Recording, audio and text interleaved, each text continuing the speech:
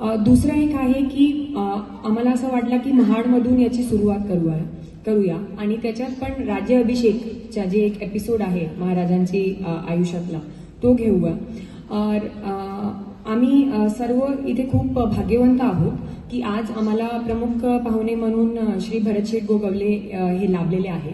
कारण रायगड हे बरीच वर्षापासून आहे, पण जवळचा जे 400-450 वर्षाचा काळ होता त्याच्यात सर्व विसरून गेले होते की राज्याभिषेक कसा किंवा काय.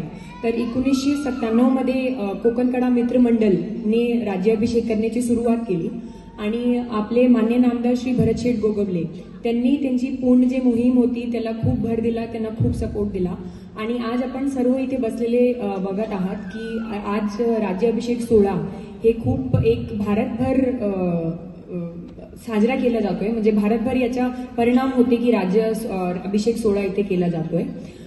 दुसरा, आजची जी आपली टीम आहे, गोष्ट इथे संपत नाही, त्यांना मी एक सांगू इच्छिते की आपण आतापर्यंत जे काही ऑडियन्स समोर हे केलं असेल कार्यक्रम, त्याच्यात बरेच लोकांनी बघितलं नसेल की रायगड कसा आहे किंवा राज्याभिषेक कसा असतात.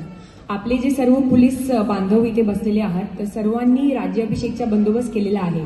तर जवळपास मी खात्रीशीर सांगू शकत की 55% लोक असे आहेत जे वरती गेलेले आहे, त्यांनी राज्याभिषेक कसा होतात ते सर्व बघितलेलं आहे.